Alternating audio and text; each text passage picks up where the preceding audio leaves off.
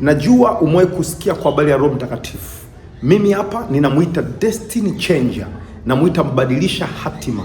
Roho Mtakatifu kila alipokutana na mtu, haikujalisha maisha yake yalikuwa kwenye ukiwa, vifungo na kupotea namna gani, Roho Mtakatifu alibadilisha maisha yake, hatima yake ikabadilika kabisa.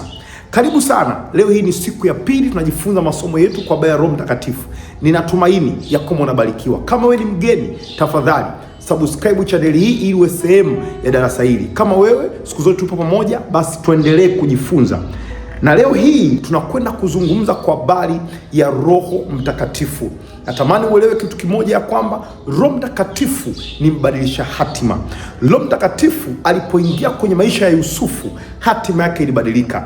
Roho Mtakatifu alipoingia kwenye maisha ya Daudi, hatima yake ilibadilika kabisa katika jina Yesu. Na leo Roho Mtakatifu anakwenda kujaa ndani mwako, hatima yako inakwenda kupokea sura mpya katika jina la Yesu Kristo aliye hai.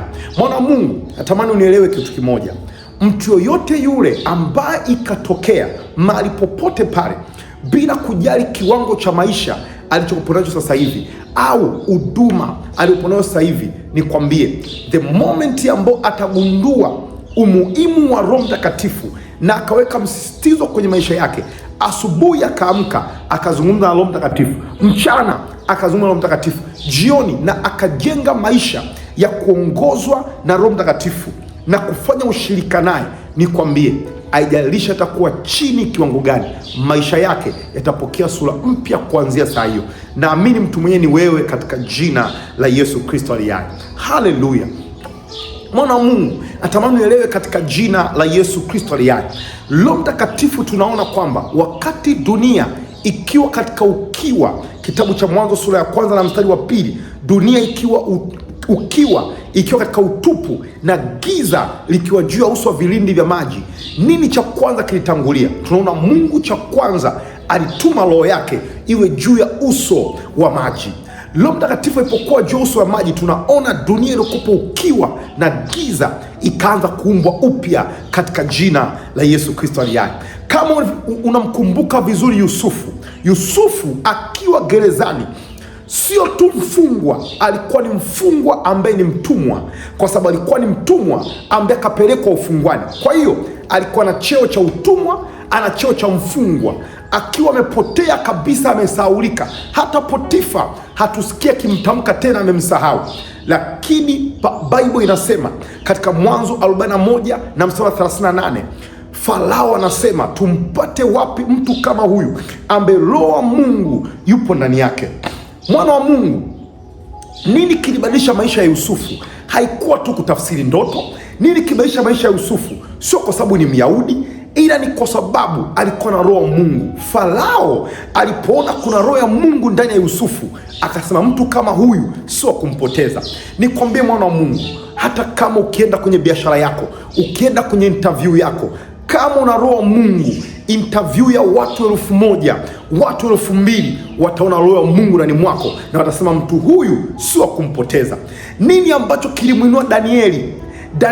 Kilichomuinua sio kwa sababu alikuwa ni Myahudi au kwa sababu alitoka katika high rank, hapana.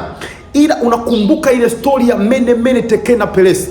Malkia akasema, kamwiteni Danieli, mtu ambaye roho ya miungu ipo ndani mwake.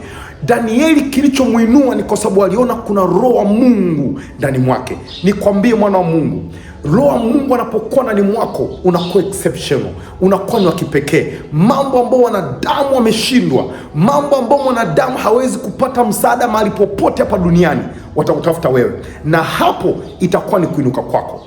Hebu nisikize kwa jina la Yesu. Mungu anapotaka ainue wafalme, cha kwanza kabisa hakuwapatia klauni, cha kwanza hakuwapatia vazi la kifalme, wala kuwatangaza, ila aliwapatia Roho wake. Unamkumbuka Sauli kutokea kabila la Benjamin. Sauli anapoitwa na Samueli anasema, kabila langu ni dogo, mimi mwenyewe kwa kwetu ni mdogo. Na ni kweli, kabila la Benjamini katika taifa la Israeli ndio kabila dogo kuliko mataifa yote, kuliko makabila yote. Lakini alipoingiwa na Roho wa Bwana katika Samueli wa kwanza sura ya 10 na mstari wa 6, Samueli akamwambia kwamba Roho akikuingia utabadilishwa na utakuwa mtu mwingine. Na ni kweli, Samueli wa kwanza 10:10, Roho Mungu alipomshukia juu yake, tunaona Sauli akaanza kutabiri. Saa hiyo akawa mfalme, hasira ya Mungu ikawaka juu yake, akapiga maadui wa Israeli, akapata kibali Israeli, akawa mfalme. No wonder utashangaa Sauli, naongea kwa masikitiko, Sauli alipompoteza Roho Mtakatifu, ufalme ukaondoka. Mungu alipotaka ampokonye ufalme Sauli ili ampe Daudi, hakumpokonya crown, hakumpokonya vazi, ila alimuondolea roho yake. Samueli wa kwanza sura ya 16 mstari wa 13 na wa 14. Samueli wa kwanza sura ya 16, 13 na 14, unaona wazi kabisa ya kama Mungu alipotaka ampokonye ufalme Sauli, akamuondolea roho yake, akaiweka ndani ya Daudi. Kuanzia siku ile watu wakaanza kumshangilia Daudi. Daudi ambaye alikuwa polini, hakuna anayemjua. Roho Mtakatifu alipojaa ndani mwake, Daudi akatoka polini, watu wakamjua, wakaanza kumwimbia. Sauli ameua maelfu, Daudi ameua makumi elfu. Saa hiyo Israeli nzima ikamjua Daudi, ufalme ukaanza kutokea ndani mwake. Akaenda kumpiga Goliati, akaangamiza tatizo ambalo likampa kuinuka. Unajua, nisikize nikwambie, the moment unapokuwa na Roho Mtakatifu, zile ambazo wengine wanaziita changamoto, wewe zitakuinua kwa jina la Yesu.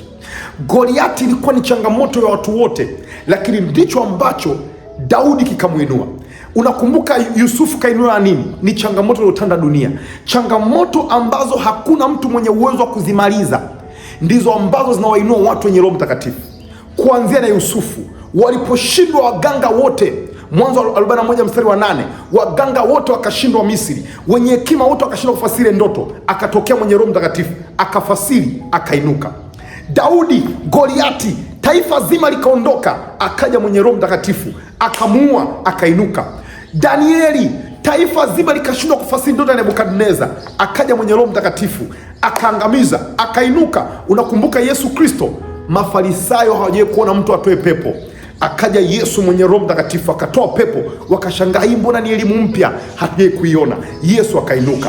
Wanafunzi kadhalika, mwana wa Mungu. Hata leo hii nikwambie wazi, mambo ambayo wengine wameshindwa, iwe kwenye biashara, iwe kwenye ujenzi, iwe kwenye kampuni, iwe kwenye siasa, iwe kwenye huduma, mambo ambayo watu wote hawajayaweza, watu wote wameshindwa, magonjwa ambayo wote wameshindwa, mambo ambayo yanahitaji hekima ya kimungu pekee, mwenye Roho Mtakatifu anatokea na akionyesha, Roho Mtakatifu akimtumia, inakuwa ni siku akiinuka kwake. Natamani katika nyakati hizi za uamsho, weka msisitizo, tupo katika nyakati ambazo Mungu anakwenda kuinua kanisa lake. Tupo nyakati ambazo Isaya alitabiri, Isaya sura ya 2 mstari wa 2, alitabiri siku za mwisho Mungu anakwenda kulaizi kanisa lake. Na kanisa lake itainuliwaje? Kwa sababu Mungu alitabiri kwamba siku za mwisho nitamwaga roho wangu. I wish kwamba kati ya watu utakapokea Roho Mtakatifu uwe mmoja wapo. Roho Mtakatifu ni wa muhimu sana. Fahamu kwamba hata manabii hawakuweza kutabiri bila Roho Mtakatifu. Nabii Ezekieli sura ya 2 mstari wa 2, Ezekieli, Mungu alikuwa anaongea lakini alikuwa msikii. Ezekieli anasema hivi, Roho ya Mungu ilipoingia ndani mwake akamsikia alikuwa anasema naye. Kumbe Mungu anaweza akawa anaongea wala usisikie, ni mpaka Roho ya Mungu aingie ndani mwako. Manabii walitabiri kwa uwezo wa Roho Mtakatifu. Haleluya. Hata Yesu Kristo, soma Luka 1:35. Luka 1:35, Mariamu anamwambia malaika Gabrieli, itawezekanaje ikiwa mimi ni bikira? Gabrieli anamwambiaje? Ya kwamba Roho wa Mungu atakujilia juu yako, uwezo wa aliye juu utakufunika. Haleluya. Yesu mwenyewe kuzaliwa ilihitaji Roho Mtakatifu. Ukisoma kitabu cha Mathayo mtakatifu sura ya 12 na mstari 28, Mathayo 12:28, Yesu Kristo alipokuwa anafanya huduma yake, anaweka wazi ya kwamba nikitoa pepo kwa Roho wa Mungu, mji wa ufalme wa mbinguni umekwisha kuwajilia. Yesu aliifanya huduma yake kwa Roho Mtakatifu. No wonder Yesu miaka 30 hakufanya huduma yoyote mpaka alipojiwa na Roho Mtakatifu. Ndio maana akawaambia wanafunzi wake katika Luka mtakatifu 24:49 ya kwamba wanafunzi wangu, msiondoke hapa mjini mpaka mvikwe uwezo utokao juu, ambao ni Roho Mtakatifu. Nikwambie leo katika jina la Yesu, nisikize kwa makini. Kama bado hujasubscribe channel hii, subscribe sasa katika jina la Yesu. Kabla hujaanza maisha, kanuni ya kwanza maisha yako ni Roho Mtakatifu. Cha kwanza unachokihitaji kwenye maisha yako ni Roho Mtakatifu. Ukiwa na Roho Mtakatifu utawini kila mahali, kwa sababu Roho atakupa roho ya ubora, kufanya mambo katika ubora. Daudi alifanya mambo yake kwa busara. Mtu mwenye Roho Mtakatifu, anayeongozwa na Roho Mtakatifu, mambo yake yapo kwenye quality, mambo yake yapo kwenye ubora. Huwezi kumshinda, hiyo kwenye interview, hiyo kwenye biashara, popote. Kwa sababu gani? Anaongozwa na Mungu. Mungu akikuongoza, Kumbukumbu la Torati 32 alimuongoza Yakobo mahali pa mafanikio. Akikuongoza, akikupa mbinu yake, haijawahi kushindwa. Hakuna mtu kwenye Bible aliyepewa mbinu na Mungu, strategic of life, mbinu ya maisha, mbinu ya vita, akashindwa. Hayupo. Mungu akikupa mbinu unashinda, na Mungu anazungumza kupitia Roho Mtakatifu.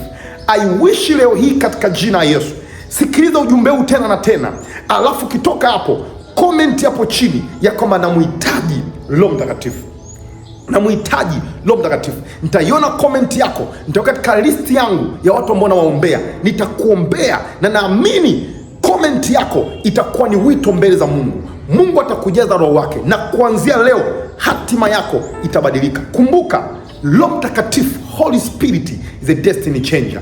Roho Mtakatifu ni mbadilisha hatima. Leo hii muhitaji, atabadilisha maisha yako. Acha nikuombee. Baba, katika jina la Yesu, asante kwa jambo la ambaye amesikiza ujumbe huu. Bwana, ninaomba Roho wako Mtakatifu akafurika ndani mwake, Roho wako Mtakatifu akajali. Umesema katika Yohana 7:37 ya kwamba aliye na kiu aje anywe maji, mito ya maji itafurika ndani mwake. Bwana, mwanao yupo na kiu, mjaze Roho wako, mfurikishe Roho wako. O makapari aboshe teberita ontamarishe kanto. Roho Bwana, pokea leo, we mwenye njaa na kiu yake, pokea Roho Mtakatifu in the name of Jesus, na Roho akamate kinywa chako, upokea uwezo wa kunena kwa lugha sasa katika jina la Yesu Kristo. Iwe ni mwaka mpya kwako in the name of Jesus. Mungu akubariki sana. Usisahau kucomment na kushare video hii, na kesho usisahau tena, kesho tuko mahali hapa, somo jipya kabisa.